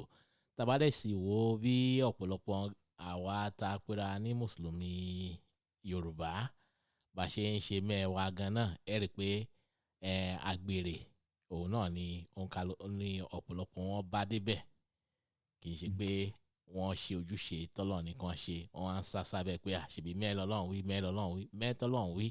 Exactly. And that brings me to the first question láti ṣíde ìdáhùn àti ìbéèrè àti ìdáhùn náà ni pé okay now tí òun bá fẹ́ so let's talk about the practice. Can it be okay? One actually fit into the box and checked all the boxes. Okay, mo nálàáfíà, mo Ọlọ́run fún mi ní àrísìkí, you know, and another thing too. So again, now the emotional part as well is there. So one checks all. I mean, check gbogbo àwọn boxes there. Nǹkan kò bẹ́ẹ̀. So lè àfẹ́ amúyàwó kejì. So do one need the present wife consent before one can take on a second wife? Okay, a good question. Tàbá fẹ́ go ṣe mọ̀ pé we have our politicians. I'm sorry to digress a little bit, Bessie, but politicians wọ́n máa ń lo àwọn language kan sọ pé it is wọ́n máa ń lo legality. Tán bá ti fẹ́ go immoral. Wọ́n á sọ pé well, what I've done is not illegal. so ibi tán máa ń gbà wọlé nìyẹn. So tẹ́ bá fẹ́ question lórí morality, well, morality is wọ́n sọ fún kí morality is there is a word a man lo is subjective. It's subjective. Yeah, subjective. So as far as I'm not doing anything illegal, there is nothing wrong in what I've done. Yeah. So the legality of it, you don't need your wife's permission. Okay. That's the legality. But the morality and the practicality of it, to have any peace, you must have a way of bringing your first wife on board. Because it's not going to go away. They need possibly enjoy that into fair share. Which get to the Tolon, no, fair share. Kò sí bó ṣe fẹ́ achieve goal yẹn tí ò ní padà yẹ lọ́wọ́ tí ò bá carry àwọn ìyàwó méjèèjì to along. And that is something that has been proven times and times again. So you can say, okay, legally, you are not doing anything wrong to bá jẹ́ kí ìyálé mọ̀. But morally and practically, how would you do it tí o fi ní mọ̀? Báwo ló ṣe fẹ́ fún tí ò ní jẹ́ pé you will ending up being unfair to somebody. because o ò jẹ́ kí ìyàwó mọ̀ pé o níyàwó síbòmíì, so ó mì pé ìyàwó tó ní síbòmíì yẹn ò ní lè fún ní full right ẹ̀. Ìgbà tó bá yẹ kó bó ṣe yẹ kó pín night ò ní lè pín, resources tó yẹ kó pín náà ò ní lè pín, torí pé ìyáálé á máa bí ẹ pé bó ni owó tẹ̀ ń fún wa lóṣooṣù ṣe wá fẹ́ dínkù. Ibo lẹ ń lọ lálẹ́ yìí tẹ́ ẹ̀ wá, ibo lẹ lọ lánàá tẹ́ ẹ̀ wá sunlé. You understand? So these are things tí ò yẹ kí èèyàn máa ṣe pamọ́, tó yẹ pé Ọlọ́run ti fún ẹ ní allowance pé o lè ṣe legality. Ìwọ wá ń sọ wá ń múnira fún rẹ nítorí pé kí ni, torí pé o ready láti discuss, o ready láti ní hard discussion pẹ̀lú ìyàwó tó fẹ́ sílé. So tó bá fẹ́ ṣe nǹkan torí t'Ọlọ́run, there is nothing stopping you from finding a way of carrying your first wife along. Tó bá wà sincere lóòótọ́. I have cases of people, your brothers, tí wọ́n tán wà sincere, tí wọ́n dẹ̀ try best wọn láti carry first wife wọn along. Kì í ṣe pé kò ní stop jealousy o, kò ní stop, but ó jẹ́ kí nǹkan wà transparent, they are able to talk about it. And tí ó bá ti ń dé, tí jealousy yẹn bá ti ń dé, wọ́n disabuse mind out. So pé jealousy ò lè disappear nígbà tí ó disappear láàrin àwọn ìyàwó ànábì. Àwọn Aisha àti Hafsa, Aisha Rahima, àwọn ìyàwó Aisha àti ìyàwó Hafsa, wọ́n jowú débi pé wọ́n fẹ́ fún ànábì ní ọmọbìnrin kan tó yáyì gan, wọ́n dẹ̀ fi owú lé ọmọbìnrin yẹn lọ. Wọ́n jẹ́ kó wọ́n fi owú lé lọ, wọ́n kọ́ ọmọbìnrin yẹn ní nǹkan tó yẹ pé ọmọ yẹn ò mọ̀ wípé tóun bá ṣe kò ní jẹ́ kánábì súnmọ́ òun. Ó sọ̀rọ̀ yẹn báyìí, bánábì ṣe yọ̀ǹda ẹ̀ nìyẹn pé kán dá padà sílé bàbá ẹ̀. Létà náà padà mọ̀ pé owú ni àwọn ìyáálé lò fóun. So owó ò lè tán níbi ọ̀rọ̀ polygamy, no doubt about it, but àníyàn tá a fi ṣe tá a dẹ̀ jẹ́ kó clear, although this is on the premise pé àwọn obìnrin tá à ń sọ iná obìnrin mùsùlùmí ni wọ́n, àwọn náà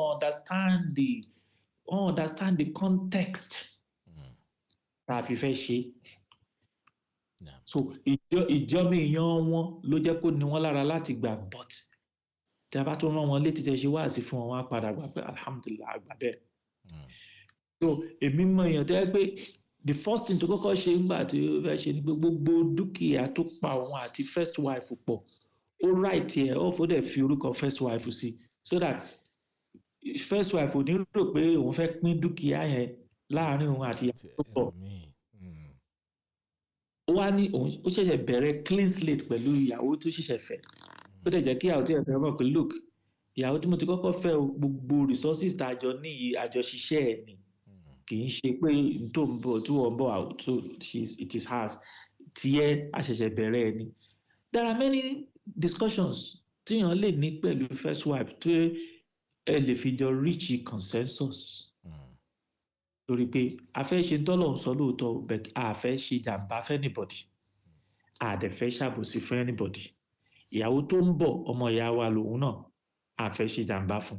Ìyáálé tó wà nílé ọmọ ìyá wa lòun náà, a gbọ́dọ̀ ṣe jàǹbá fún òun náà, a dẹ̀ gbọ́dọ̀ ṣàbòsí fún. So everybody's right must be protected. Therefore, talking about it, kádẹ̀jọ ronú báwo ló ṣe máa work is the way forward and is the way of Islam. Mi ò sọ pé a ní rí obìnrin tó yẹ pé òun gan ti padà decide láti fi Islam lẹ̀ o. Tó bá ti dé stage yẹn, that's another solution entirely. But obìnrin tó yẹ pé mùsùlùmí lòun náà, ìyẹn dáadáa lòun náà, owó obìnrin tó jẹ́ wà natural nìkan náà ló ń jẹ́ kó dàbẹ̀ pé kò fẹ́ gbà. We'll talk about it and try to see how we can resolve it. So, and in most cases, it might work. In some cases, it doesn't. Allah. Ẹ ṣé gan ni pẹ̀lú ìdáhùn ìbéèrè yẹn.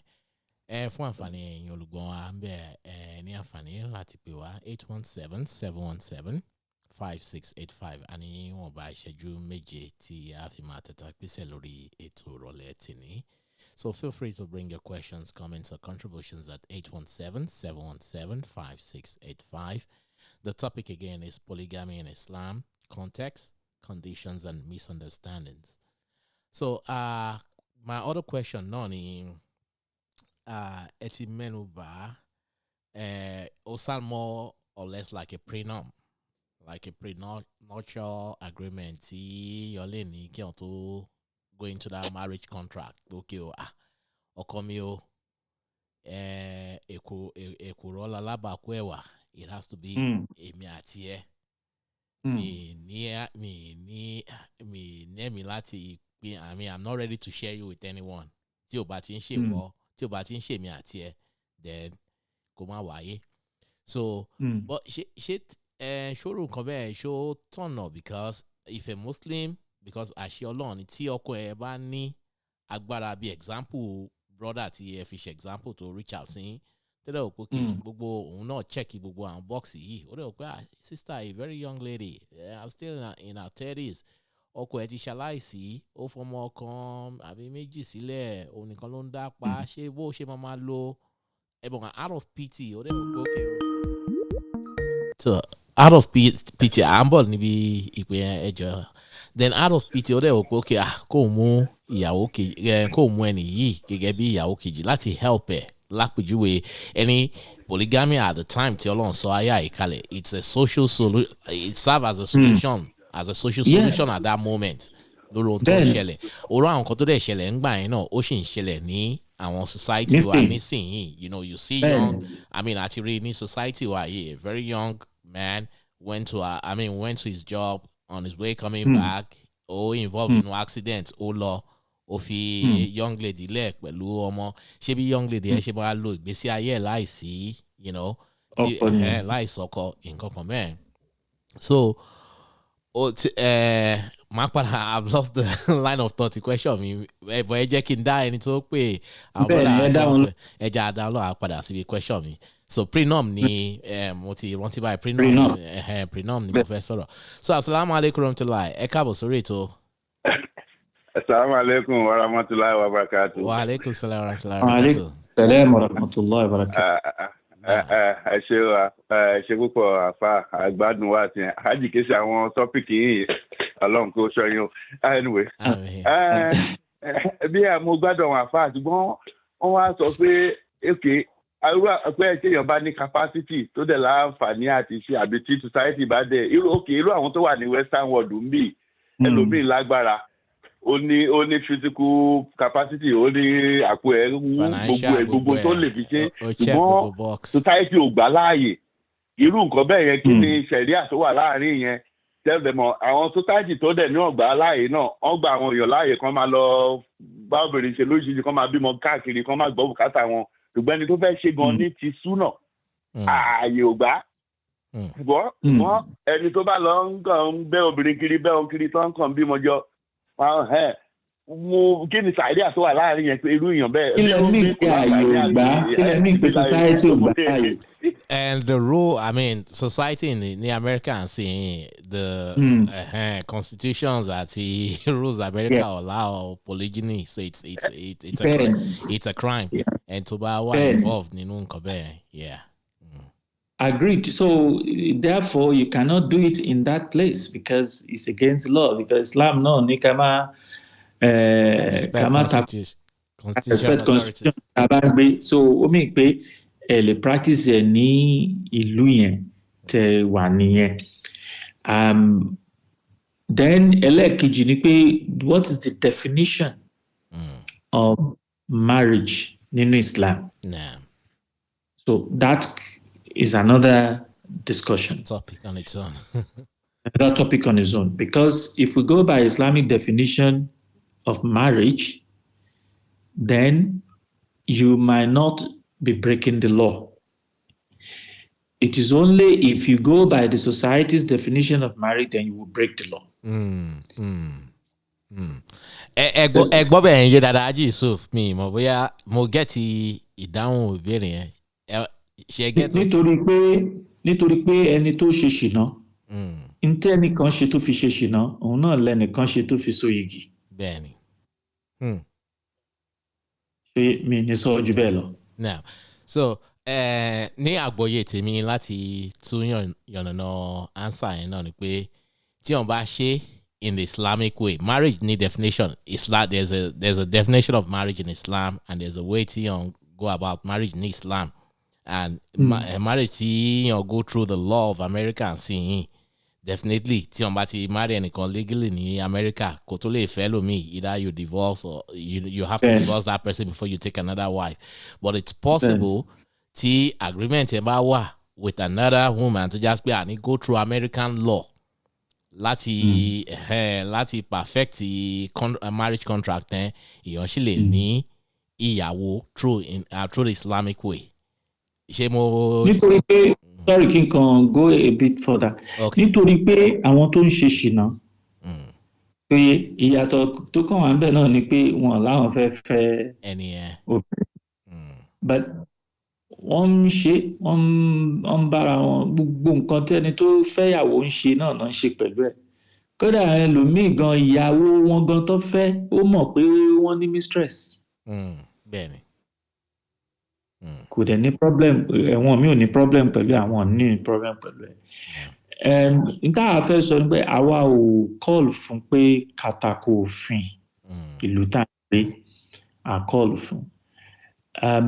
But Islam ó ní solution. ìlú tá à ń gbé yìí náà solution yìí ó ní the solution tí Islam gbé kalẹ̀ yìí gan ju ìlú mi lọ. bẹ́ẹ̀ni.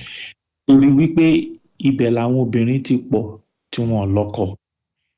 náà mùsùlùmí ibẹ̀ ni wọ́n ti pọ̀ tán ní divorce. If that is the case tá a dẹ̀ fẹ́ kí àwọn obìnrin yìí kàn máa ṣe ṣìnà because ṣìnà ní option tó kù tí ò bá sí iyìgì. so mi ò ní lo wọ́ọ̀dù marriage mọ̀ máa kúkú máa lo nikah máa dẹ̀ lo iyìgì ní ìtumọ̀ ní Yorùbá. so tẹ́ ẹ bá ti so iyìgì la nikaha illa bi waliyyin wa sadaqin wa shahidai adl.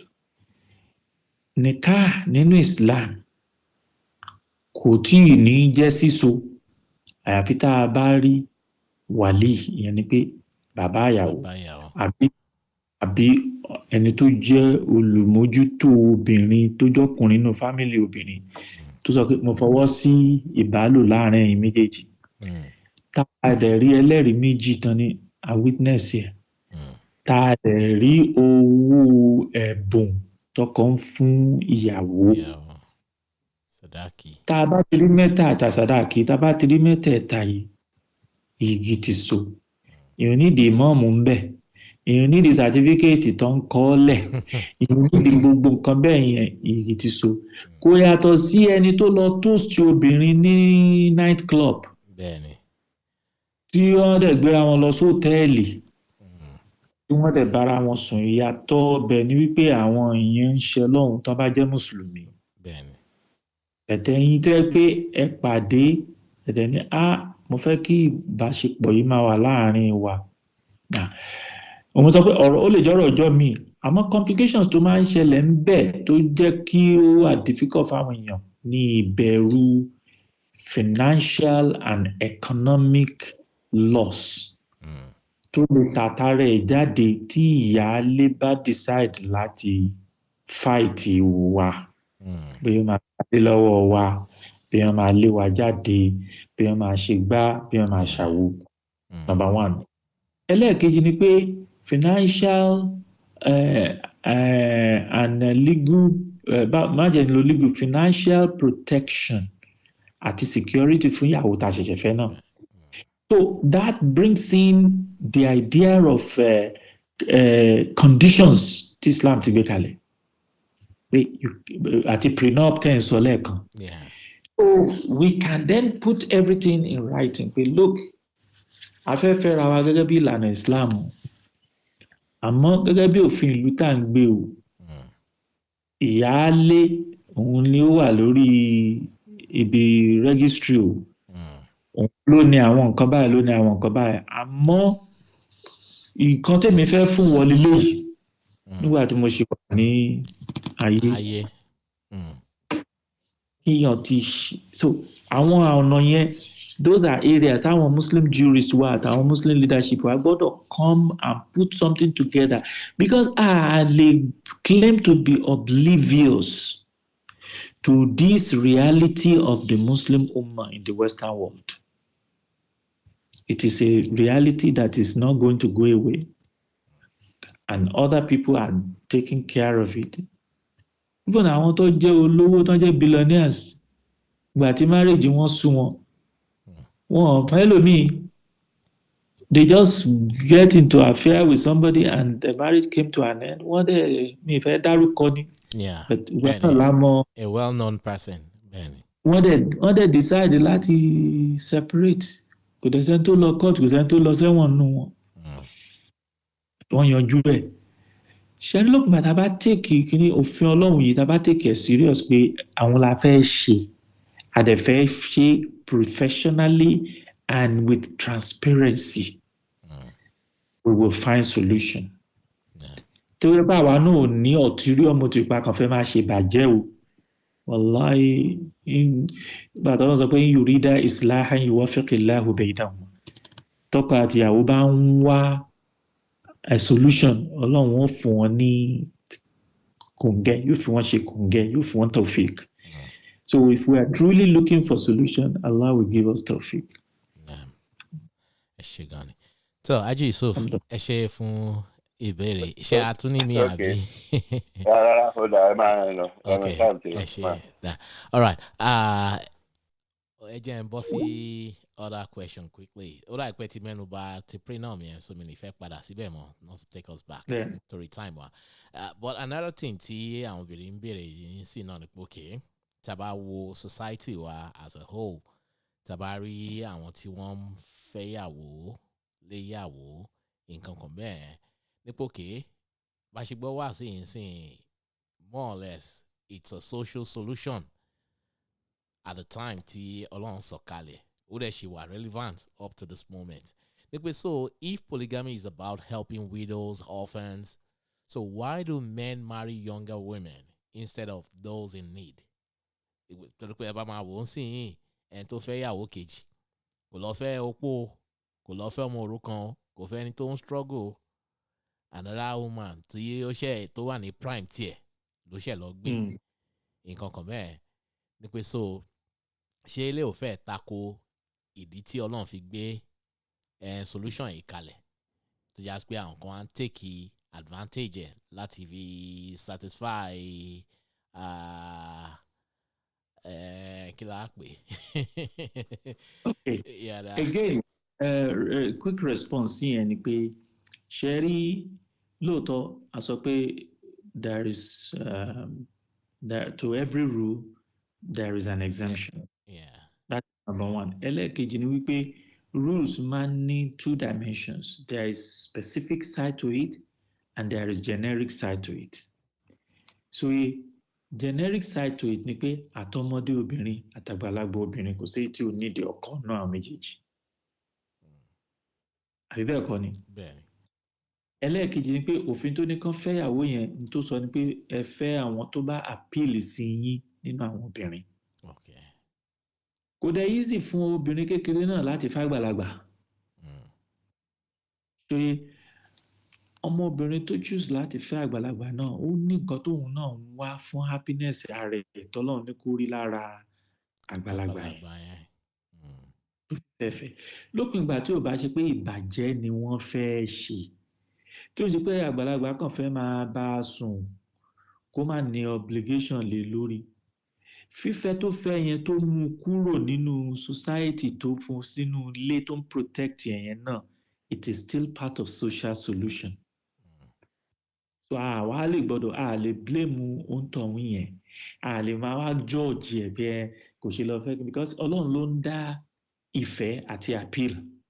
Tọ́lọ́run bá fi ìfẹ́ opó yẹn sí lọ́kàn tàbí tí ò fi ìfẹ́ older woman sí lọ́kàn, marriage yẹn kò ní work.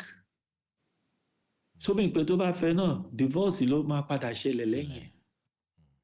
So we cannot take away the emotional connection tí ó wà required marriage to work. So if that is the reason tó máa jẹ́ kẹ́lòmíì sọ pé okay òun fẹ́ contribute sí social solution of the Muslim society of the Muslim society problem to arise látara pé obìnrin pọ̀ nínú society. Àbẹ̀tọ̀ ọ̀nà tẹ́mi fẹ́ gbà contribute ni wípé young woman lèmi fẹ́ fẹ́. Àìdẹ̀ mọ nídìí òun náà nínú marriage ẹ̀ tẹ́lẹ̀ tó fẹ́ fi young woman yẹn tó fẹ́ fi satisfy. So èmi ò dẹ̀ I belong to a school of thought tó yẹ pé mo believe pé ẹni tẹ́ lè sọ pé ó ń fẹ́yàwó nítorí pé ó fẹ́ satisfy ara rẹ̀ ẹni tí wọ́n lè blame pé ó kàn fẹ́ satisfy ara rẹ̀ lẹ́ni tó bá ń ṣe ṣìnà. Kò sí marriage tí ò ní responsibility. I can assure you, for an older man to marry a younger woman, the responsibility is even double. That is talking from experience. So, responsibility is double. Fẹ́ni tó fẹ́ bẹ̀rù Ọlọ́run lára younger woman tó fẹ́ yẹn. So, it's not easy. It is that responsibility yẹn gangan Islam fẹ́ highlight. So tá bá rí ọkùnrin tó take care of that responsibility, why not? Because àwọn tó ń bá àwọn ọmọ kéékèèké sùn tó ń fẹ́ wọn, responsibility yẹn ni wọ́n ń sá fún, wọn kàn fẹ́ bá wọn sùn lásán kọ́ fún wọn lówó kọ́ dẹ̀ máa lọ. Kọ́ máa gbé responsibility wọn. Whereas Islam sọ pé ẹ fẹ́ wọn kẹ́ dẹ̀ take responsibility, which extends beyond those people to even their family sometimes. So it's not just a joke. However, it is also a valid point pé ká advise àwọn tọ́lọ́run bá fún wọn sí position tí wọ́n lè reach out sí àwọn widows àtàwọn older divorcees náà. Gbogbo àwọn yẹn náà nídìí ọkùnrin. Àwọn tá a máa bẹ̀ jù àwọn tó Ọlọ́run ní kí wọ́n wà nílé ọkọ láwọn obìnrin tó yẹ pé ìbẹ̀rù wọn ni ò jẹ́ káwọn ọkùnrin fẹ́ ṣe é. Àwọn yẹn ni lecture yìí need láti appeal sí jù. Ẹ bẹ̀rù Ọlọ́run lára àwọn ọmọ ìyá yín obìnrin tí wọ́n sì ń lé ọkọ tí wọ́n dẹ̀ ní ìdí ọkọ tó jẹ́ pé àwọn ọkọ tí ó likely kan fẹ́ wọn lára àwọn ọkọ yín náà ni wọ́n jẹ́. Ibi tí appeal wa gbọ́dọ̀ lọ jù sí nìyẹn. Alhamdulillah, èyí tí ń fi kásẹ̀ adúpẹ́ fún àwọn Imam Ibrahim Yahya láti ìlú Cairo náà ni wọ́n ti ń dá lẹ́kọ̀ọ́ láti bí wákàtí kan lé.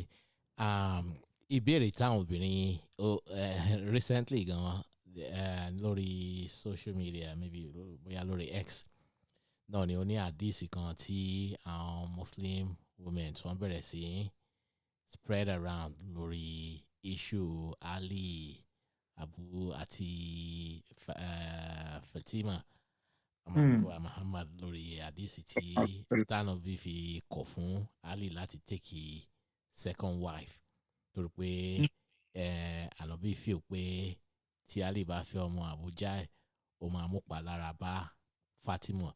So the question now is ṣé àna èèyàn lè ṣọ́ ní sè lórí bóyá ọkọ èèyàn fẹ́ yàwó lé how do I say this?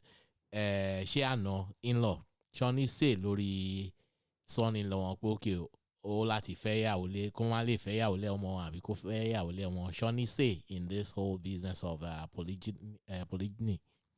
Okay, no, because ọ̀rọ̀ instance àdìsí tó ń sọ náà ni pé because Ànábì wò pé Ànábì mọ ohun tó wà nínú polygyny Ànábì ṣe wò pé òun ò fẹ́ ohun tó máa pa Fatima ní ara pàápàá jùlọ ẹni tí ibi tí Ali ti fẹ́ lọ mú yàwó ọ̀tá Ànábì náà ni amẹ́ni yìí sí kò wá. So ṣé bàbá ìyàwó náà lè sọ bẹ́ẹ̀ fún àna ẹ̀ ìyẹn ọkọ pé rárá o ò lè fẹ́ yàwó lé ọmọ mi? Yes. Okay. Yes and no. To make the response quite short. Okay. Number one ni pé mo fẹ́ response sí question yẹn pẹ̀lú story kan tó ṣẹlẹ̀ pẹ̀lú àfáà wa kan many years ago, over 30 years ago. Wọ́n bi wọ́n léèrè pé ṣé wọ́n lè ṣé wọ́n lè gbà kí ọ̀rẹ́ wọn tó ń jọ ṣe kékeré kó wá fẹ́ ọmọ wọn gẹ́gẹ́ bí Abubakar bó ṣe fẹ́ ọmọ ẹ̀ fún Ànábì. àfáà wa náà ọdún náà lọ́wọ́ wá sí bí wọ́n sọ níbi wá sí pípẹ́ tí ọ̀rẹ́ àwọn yẹn bá jẹ́ tó bá dàbí ànábì sallallahu alaihi wasallam àwọn ò ní hesitate láti fi ọmọ àwọn fún. What the message from there ni wípé a máa ń gbàgbé pé the personality of the prophet lẹ́nu ẹ̀ ti wá o, not a personality that we can liken to other personality. Àfira wa wé ànábì. The need láti máa ṣe ànábì, láti máa hurt ànábì, nígbà tí ànábì ò bá express it, ó tóbi lọ́kàn àwọn èèyàn ju bó bá ṣe lè hurt ara wa lọ. So ẹ jẹ́ alákọ̀ọ́kọ́. And therefore, we cannot raise anybody else to that status pé okay bàtí Ali ò fẹ́ ṣe ànábì kò fẹ́ ẹlòmíì lé ọmọ ànábì. Why? Fatima. So the question ni pé àna wo ló fẹ́ dàbí ànábì? Èèyàn wo náà ló fẹ́ dàbí Ali? Ìyàwó wo náà ló fẹ́ dàbí Fatima? That's first question. Ẹlẹ́ẹ̀kejì ni pé yes, àwọn àna they can express their opinion or wish pé nǹkan tá a fẹ́ rèé ó kù sọ́wọ́ akọ àti ìyàwó láti decide bóyá ó worth it káwọn go ahead with that marriage or not. So question tí mo kà wá ń bí tí máa ní káwọn èèyàn bèèrè àwọn léèrè ni pé ṣé status ìyàwó ẹ̀ yẹn ṣé ó tó status Fatima? Ṣé status àwọn òbí ìyàwó ẹ̀ ṣé ó tó status ànábì tó lè ti torí wọn sign your happiness away, because it may become your source of happiness to have another wife in future. If you want to sign it away, kọ́kọ́ bẹ̀rẹ̀ léèrè pé ṣó worth it. Tó bá worth it fún ẹ, bismillah, you can sign it. Tó bá worth it fún ẹ, you can sign it. Pé yes, ọmọ yín ó tó bẹ́ẹ̀ ojú bẹ́ẹ̀ lọ mí nífẹ̀ẹ́ lómi lè láéláé. That is number one. Ẹlẹ́ẹ̀kejì òun ni pé nínú Islam, condition tí ó bá violate Islamic principle, condition yẹn is already dead on arrival. Tóbìnrin yẹn gan bá gbọ́n á mọ̀ yìí pé condition yẹn ò lè stand. Because òun sọ fún ọkọ ẹ̀ pé kó má tẹ̀lé òfin Ọlọ́run when the need arises. Tó bá tó àsìkò yẹn tó yẹ kí obìnrin tó yẹ tó ọkọ ẹ̀ bá rí pé òfin Ọlọ́run ló fẹ́ tẹ̀lé, Islam allow ẹ̀ kó violate condition yẹn. Á kàn ṣe kàfàrà ni. Torí pé it has a bigger obligation, much bigger obligation to God than you in that circumstance. So he may, at least that's why the condition that is more deserving of fulfilling is the one that will keep the marriage intact. Either the new marriage that you are about to observe or the existing marriage. So máa jẹ́ kí coitus interruptus kò ṣẹlẹ̀ láàrin. Now, interpretation pọ̀ fún àdéhìsì yẹn, but today is not the time for it. But tí mo fẹ́ fààyàn ni wípé it is too simplistic káwọn yẹn máa mú example pé ànábì gan ò fẹ́ kí wọ́n fẹ́ yàwó lé Fatima. No, ànábì ò ní wọ́n má fẹ́ yàwó lé Fatima. Ànábì fi decision yẹn lẹ̀ fún Ali. Ẹni tí ànábì ò fẹ́ kán fẹ́ òun ni personality tí ó wà involved. Okay. So, which is Juwairiya bint Abu Jahl. ọmọ Abu Jahli ni. So Ànábì dẹ̀ wò pé look, Ànábì dẹ̀ rẹ̀ kò ń ṣe gbogbo ìgbà náà l'Ànábì máa act in his capacity as a prophet. It's on record pé there are cases when the prophet only acted as a human being. There are cases when he will act as a father. Àwọn sàábé bí nígbà míì gan pé nítorí ní ká ṣe yìí ṣé rìwáyà wa ṣé Ọlọ́run ló sọ bẹ́ẹ̀. Ọlọ́run ló sọ ni àbí wọn. Tí Ànábì máa ní bó nǹkan ṣe rí sí nìyẹn. The Battle of Khandak Trench, nígbà tí Ànábì nìkan ṣe nǹkan kan, wọ́n ní ìrántí orúkọ sàábé yẹn mọ́ sí Salman al-Farisi àbí nǹkan, wọ́n ló kàn fún wọn pé ya Rasulullah, ṣé Ọlọ́run ló pa yín láṣẹ pé ká ṣe léyìí ni àbí ẹ̀kan mú wá lábàá? Ọlànàbí ni òun kàn rò bẹ́ẹ̀ náà nìkútẹ̀, òun ní àbá o, òun rò pé ó lè bẹ́tà eléyìí. And he brought his idea. So there are times when the prophet will exercise his human nature. And till then, he will make it clear, well, I'm just being human here. So I was okay,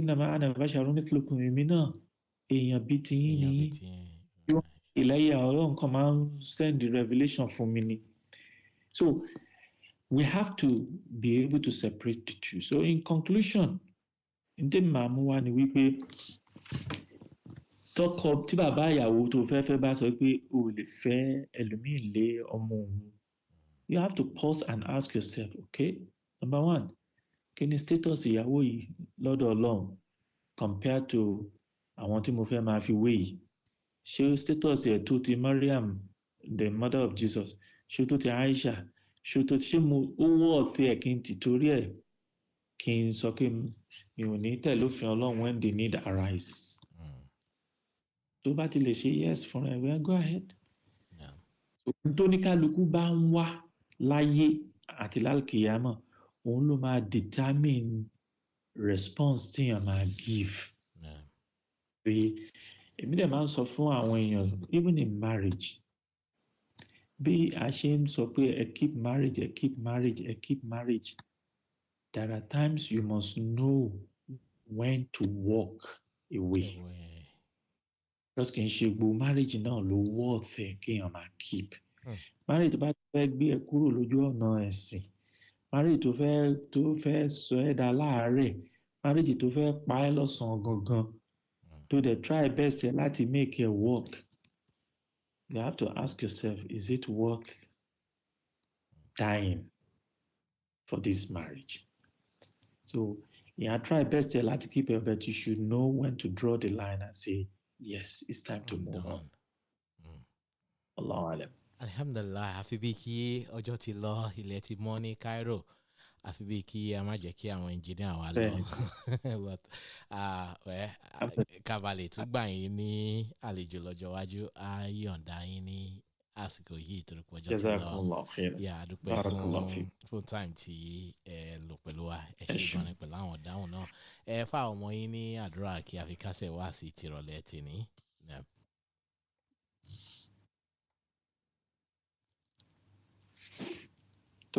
سبحان ربك رب العزة عما يصفون والسلام على المرسلين والحمد لله رب العالمين والسلام عليكم ورحمة الله وبركاته. وعليكم السلام ورحمة الله وبركاته. جزاكم الله خيرا.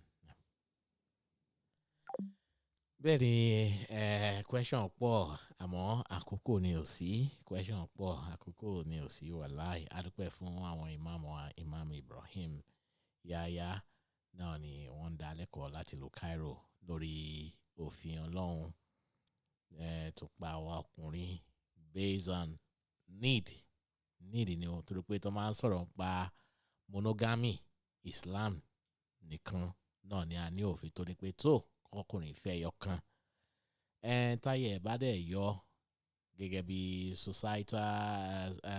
social solution, bẹ́ẹ̀ ni a lè ran àwọn ọmọ ìyá wa lọ́wọ́. Ó wá kù sí ọwọ́ èmi àti ẹ láti tẹ̀lé àṣẹ Ọlọ́run. Ẹ jẹ́ kí a tẹ̀lé àwọn misconception yín bàbá náà tó já sí pé tó gbogbo ọ̀nà tẹ́ ń gbà tẹ̀lé ẹ fi ń mú ìyàwó kejì, gbogbo yín lẹ mọ̀ pé ọ̀nà tí ò tọ́ ni.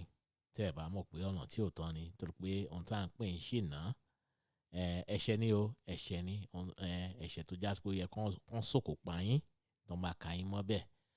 Àmọ́ torí pé society wa gbà bẹ́ẹ̀, ohun tá a ti ń ṣe ó ti ní bá a ṣe ń ṣe tí ò sẹ́ni tó ń bẹ̀ wá lọ́wọ́ wò, òun náà ni a ṣe ń ṣe bẹ́ẹ̀. Ẹ jẹ́ kí a ṣe ẹ̀tọ́ bó bá ṣe bọ́lá ṣe pa aláṣẹ. Ẹ̀rí marriage òun náà ni ẹ gbọ́ lẹ́nu àwọn ìmáàmù wa. Marriage ò ń ṣe àwọn èèyàn márùn-ún bá marriage, I don't know, ìyẹn àtúmú topic yẹn wá inshallah lọ́jọ́ iwájú, torí pé àwọn èèyàn ò really understand the concept of marriage nikah ní Islam. Torí pé tá a bá ti ń sọ̀rọ̀ gbéyàwó báyìí, ohun tó máa ń wà lórí àwọn pàápàá jùlọ àwọn mùsùlùmí Yorùbá náà ni pé bóyá a fẹ́ ṣènáwó ńlá kan, ẹni bí òun bá wà òkè tí òun ṣe aláriwo èèyàn láàrin gbogbo èyí tá a fi ṣe wá sí yìí, a lè lo wọn kọ́tẹ̀ tá a fi parí ohun tó ń jẹ́ gbéyàwó ìyọ̀ǹda.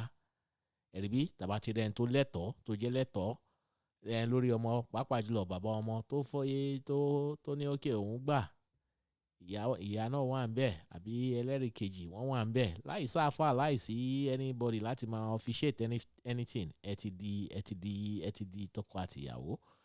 Bẹ́ẹ̀ ni mo dúpẹ́ fún gbogbo ẹ̀yin tí ẹ gbọ́ a dúpẹ́ fún àwọn Alhaji wa Haji Yusuf, ẹ ṣe fún àwọn ìbéèrè yín àti fún bẹ́ẹ̀ ṣe bá a dá sí gbogbo yín náà ni a kí gbogbo àti àní àǹfààní tá à ń gbọ́ wa. Gbogbo wa náà ni a kí a kú òǹgbẹ àkúṣe ládá. Ẹ̀mí tó bẹ̀rẹ̀ pẹ̀lú bismillah, ẹ̀mí náà ni ó parí pẹ̀lú alihamdulilayi. Ọlọ́run wa ní filé kò ní fi ṣe àṣemọ́ fún ẹnì kankan wa. Wá sí ọkọ̀ wá sí ń tẹ̀síwájú tó bá di ọ̀la. Ìmọ̀ mo fi schedule sí báyìí. Mi ìmọ̀ fi schedule mi wà. Naam, wá sí ń bẹ lọ́la. Mo ti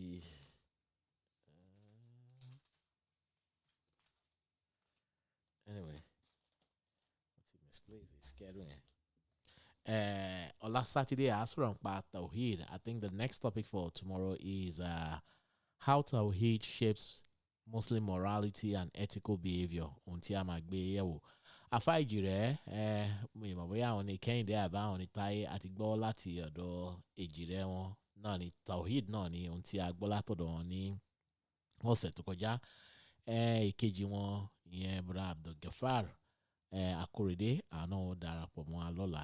Ẹni bí àwọn èèyàn máa sọ̀rọ̀ bí wọ́n bá níbẹ̀rù Ọlọ́run tí wọ́n bá mọ Ọlọ́run bó ṣe yẹ kí wọ́n mọ̀, ó máa ń yà mí lẹ́nu tó máa ní àborí máa bò wá, mo ń bẹ́ẹ̀ nìkan sọ̀rọ̀ kì í ṣe kí báwo ni wọ́n ṣe máa sin Ọlọ́run tó já sí pé tó bó ṣe ń sin Ọlọ́run ní ìwà ẹ̀ tako ẹ̀sìn wá láti tún wà wá ṣe ni, kì í ṣe pé ẹni tó bá ń ṣe ẹ̀sìn tíwẹ̀ ò da ẹ̀sìn ló ń ṣe yẹn, ẹ̀sìn òun ni orúyàn bẹ́ẹ̀ ló ń ṣe.